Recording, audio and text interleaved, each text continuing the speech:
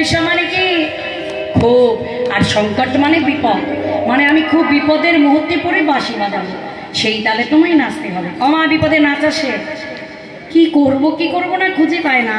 আর গোবিন্দ বলছি ঘোর বিপদে নাচো, তবে হ্যাঁ যে সে জায়গায় নয়, এই দেহধেনী অঙ্গের মধ্যে নৃত্য করো, দেখি তুমি কেমন নাচতে পারো। আসনে একটা পোনাপনি করে নি, হারিলে কারিয়া নেব বেসর কাচলি কাচলি, চিনিলে তোমারে দেব মোহন মরলি মোহন মরলি। তুমি নৃত্য করো মা। আপনাদের যদি হলুদ দুনিয়ার মায়েদের যদি নাচ বেশি হয় রাধারানী জিতবে, আর বাবাদের যদি হরিদুনিয়ার বাবাদের যদি নাচ বেশি হয় গোবিন্দ জিতবে। এবার আপনাদের রাধা গোবিন্দ কাকে জেতাবেন আর কাকে হারাবে সেটা আপনাদের ব্যাপার। হ্যাঁ সংখ্যায় মায়ের একটু বেশি আছে, তবে হ্যাঁ বাবাদের সংখ্যা একটু কম আছে। এবার পরে কাজটা করো, চুম্বন করো। আবারে বদনে আবারে বদনে বদন দিয়া করো চুম্বন রে,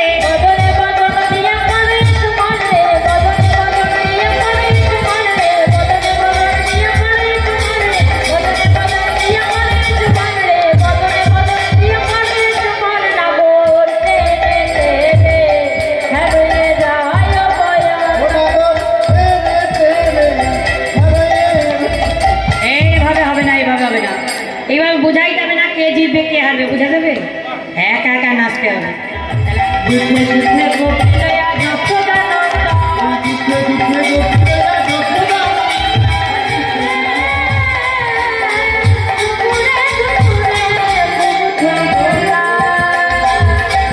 নাচো তবি নহবি আধো কুমোটা, নাচো তবি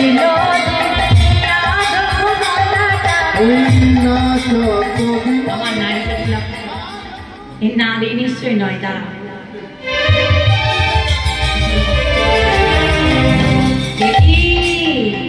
মহাদেব কেন তুমি এত সুন্দর লাশ ভেঙে চুরমার করে দিলে? পারলাম না গোবিন্দ, এত সুন্দর তোমার মহৎ মুরলী ধ্বনি আমি যে শুনে আর থাকতে পারলাম না, তাই তো আমি ছেড়ে এসেছি। বেশ, তাহলে তুমি কথা দাও আজকে রাস রজনীতে তুমি যা দর্শন করলে কাউকে প্রকাশ করবে না, কথা দিলাম। কিন্তু আমার মনের বাঞ্ছা কি কোনোদিন পূর্ণ হবে না? নিশ্চয়ই হবে। তবে আজ নয়, আগত কলিকালে নবদেবীর মুখে শ্রীখোল করে তাল সঙ্গ করি হরি হরি ধ্বনি করি করবো আমি রাসলীলা। সেদিন তোমার মনের বাঞ্ছা তুমি পূর্ণ করে নিও। হরি বল হরি বল। দেখছে পার্বতী জেগে বসে আছে। একই পার্বতী তুমি ঘুমাওনি? না স্বামী, ঘুম আসছে না। এসো তোমাকে একটা রাশির গল্প বলি, তুমি কিন্তু একটা করে হু পারবে। পার্বতী হু পারতে পারতে ঘুমিয়ে গেছে, পারতে পারতে সকাল হয়ে গেছে। মহাদেব দেখছে কি পার্বতী তো ঘুমিয়ে গেছে, তাহলে হু পারছিল কি? প্রধানে তো হয়ে বলো ত্রিশূল, যাও ওই শুক্র পক্ষীটাকে তুলে প্রাণে বাদ করে দাও। যেদিকে সুখ পাখি যায় ত্রিশূল আমার পিছু পিছু ধাওয়া করে।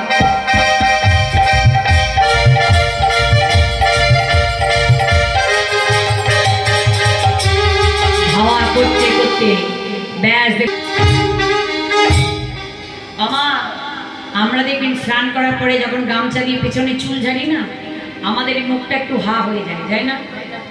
তা ব্যাসদেবীর স্ত্রী যখন স্নান করে চুলটা ঝাড়ছে আর মুখটা হা হয়ে গিয়েছে, আর সুখ পাখি উঠতে উঠতে গিয়ে কোনো জায়গা না পেয়ে তার মুখ গহ্বর দিয়ে প্রবেশ করে অন্তঃসত্ত্বা দ্বারে ত্রিশূল জাগরিত। 18 বছর পর, কোন কোন মতান্তরে বলে 16 বছর পর ব্যাসদেবের স্ত্রীর গর্ভবতী জন্ম নিলেন সুখদেব মহাপাদ মুনি, একজন মায়াবী পুরুষ। আর জন্ম নিয়ে ছেলে তিলে তিলে বেড়ে উঠলেন, আর গর্গমুনির আশ্রমে গিয়ে রাসের কথা লিখে দিলেন। আর সেদিন থেকে জগতের মাঝে এই রাসের কথা প্রচার হয়ে গেল। তাহলে এই রাসে এলো কারা? 3 ধরনের গোপী, সাধন সিদ্ধা, নিত্য সিদ্ধা, কৃপা সিদ্ধা। সাধন সিদ্ধা গোপী কারা? ত্রেতা যুগে নৈমিষারণ্যে বালকুল্য মুনির পত্নীগণ।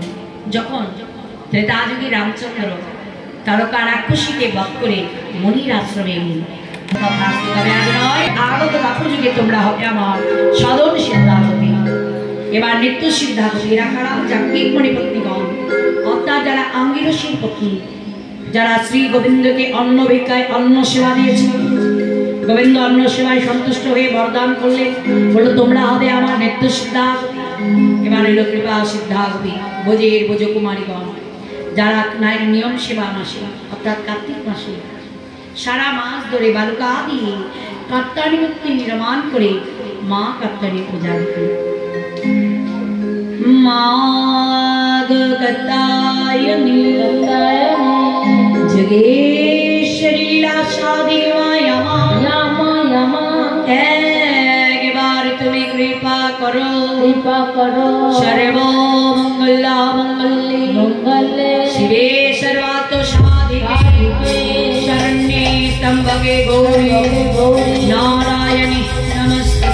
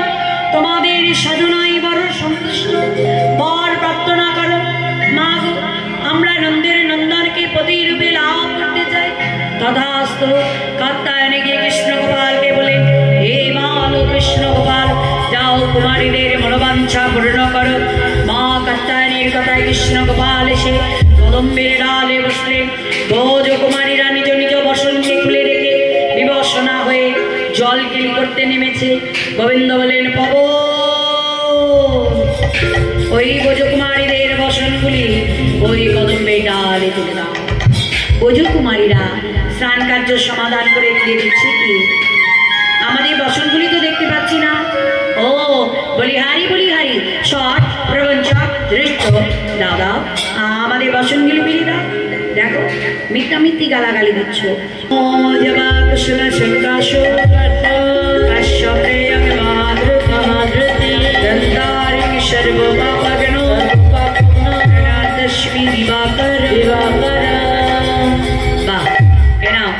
তোমাদের বসন পেরিয়ে দিলাম। একটাই তো চাই, তোমাকে প্রতিরূপে লাভ করতে চাই, তথাস্ত। তবে আজ নয়, শারদীয় পূর্ণিমা রজনীতে তোমরা হবে কিবা সিদ্ধাগতি। এই তিন ধরনের গোপিনী লইয়া ভগবান ব্রহ্মাকে ব্রহ্মরাত্রি অর্পণ করে শ্রী গোবিন্দ মেতে উঠলেন। ভগবান পিতা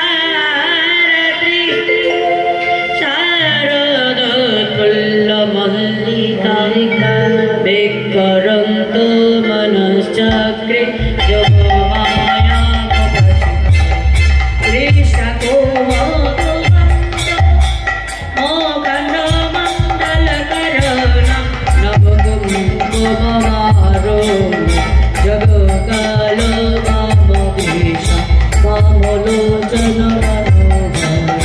কৃষ্ণের প্রতিজ্ঞায় আছে পূর্ব হইতে ভজে কৃষ্ণ তারে ভজে হইছে সেই প্রতিজ্ঞা ভঙ্গ হলো সেরও কারণে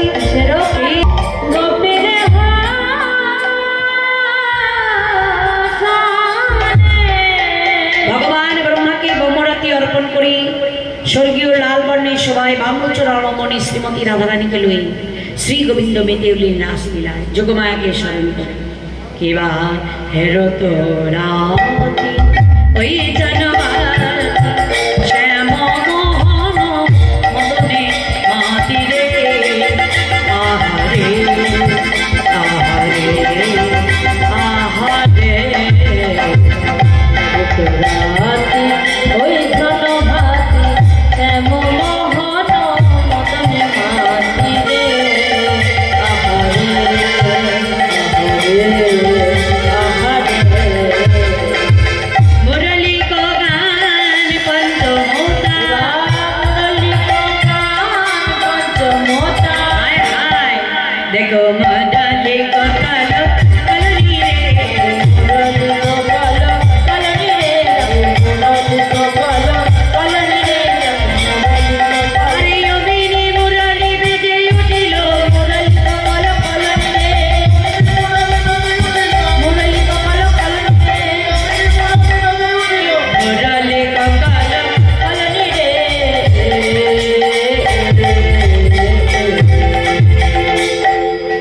হেরা তো রাতি হেরা মানে দেখা দেখলাম সেই রাত্রি ওই সময় আরে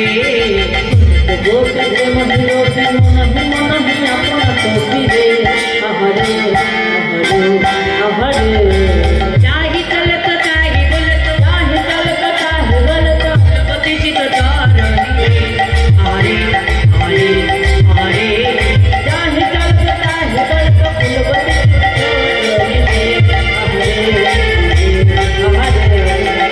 যেই না বাঁশি শুনেছে প্রেম নিবেদন অমনি তারা ছুটতে ছুটতে চলে যাচ্ছে কেমন করে যাচ্ছে জানো বিছড়ি গে হনি জহি রে এক নয়নে কাজলি রে হরি আরে আরে আরে গে হনি জহি রে এক নয়নে কাজল রে হরি আরে আরে আরে মাহের দিক কম নয় মাহের দিক কম নয় এক কুটল দোলনি আরে আরে আরে মাহের দিক কম নয় এক কুটল দোলনি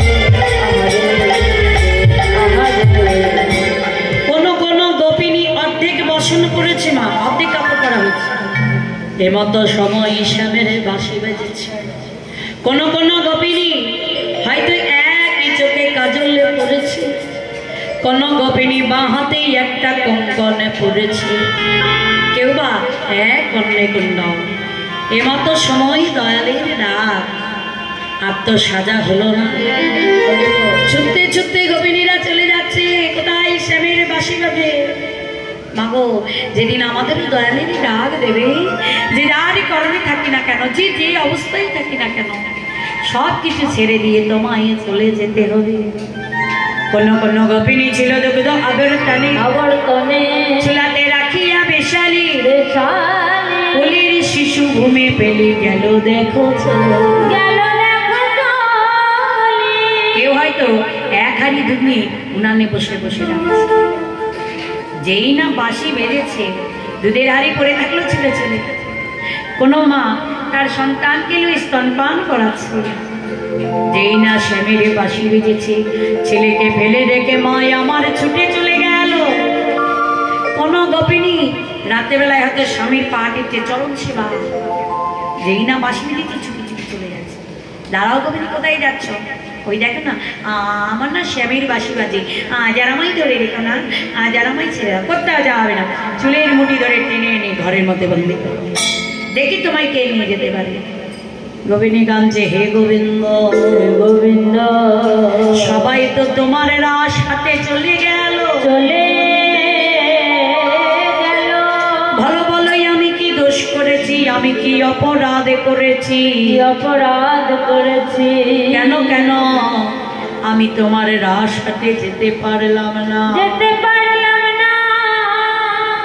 যখন নয়নের বিন্দু বিন্দু জলে গোপিনী কাঁদছে, ওই বিন্দু বিন্দু জলে প্রতিবিম্ব স্বরূপ গোবিন্দ এসে বলেন, গোপিনী তোমার জন্মস্থান মথুরা নগরে, তাই তোমার দেহ রাস সাথে যাবে না, তবে হ্যাঁ ওই আত্মাটা আমার, ওই আত্মাটাকে নিয়ে যাব, দেহ তোমার উপরে থাকবে।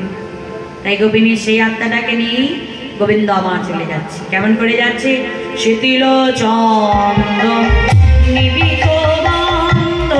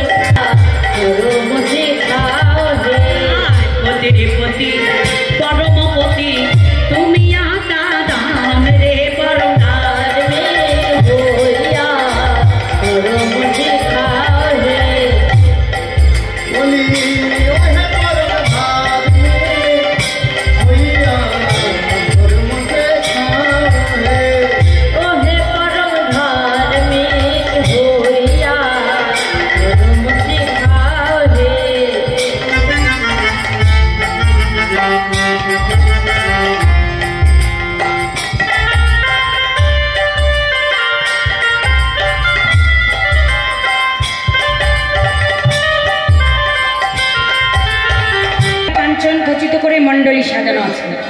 আর গোপিনীরা কি করে সেজেছে? দুই গোপী এক কৃষ্ণ, দুই গোপী এক কৃষ্ণ। তাহলে গোপিনী ছিল 16 সহস্র গোপিনী, আর গোবিন্দ ছিলেন একা। তাহলে সকলেই কিন্তু পেয়েছেন গোবিন্দকে। কেমন করে? প্রত্যেকের হৃদয়ে ছিল আয়না, সেই আয়নায় প্রতিবিম্ব স্বরূপ পরমপতিকে পেয়ে তাদের জনম ধন্য করেছে। বলছে শোন শোন, এবার বাদ্য বাজিয়ে দে। বলে বাজে দ্রমিদা দ্রমিদা দ্রমিদা দ্রমিদা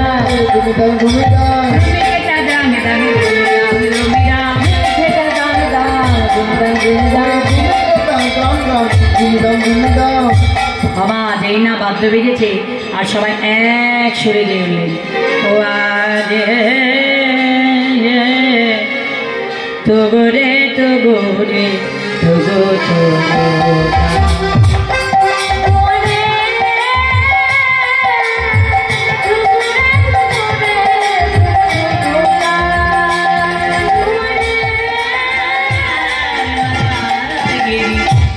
গগনে সাগর হাজা তারা মালা মেঘা গহনে সাগর হাজা তারা মালা গগনে সাগর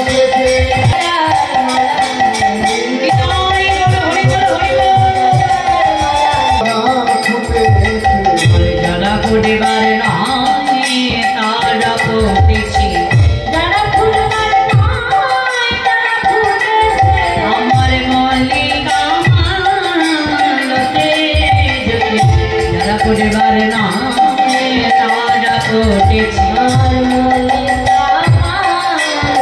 শরৎকালে রাস পূর্ণিমা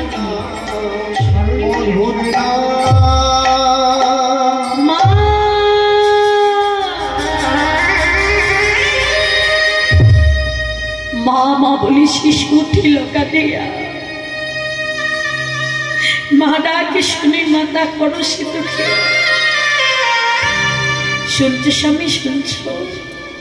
ওই দেখো আমার পুত্র আমায় মামা বলে ডাকছে।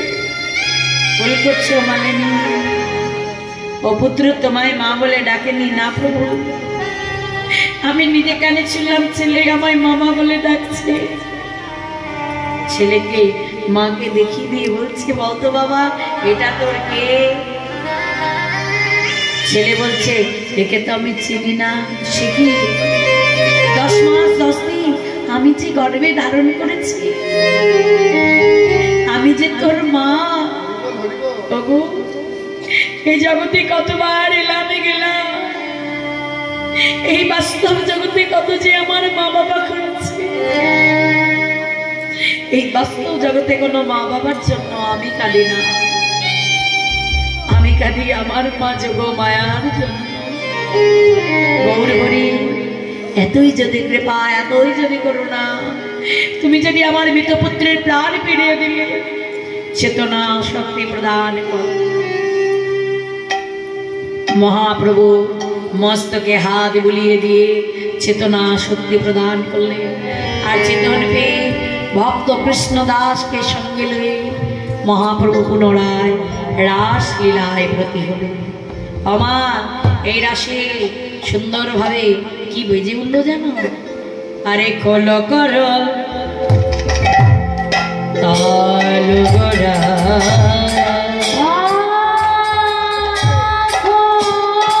কৃষ্ণ কথা বলে না রে, বাজে খোল বাজে খোল। হ্যাঁ কি হলো?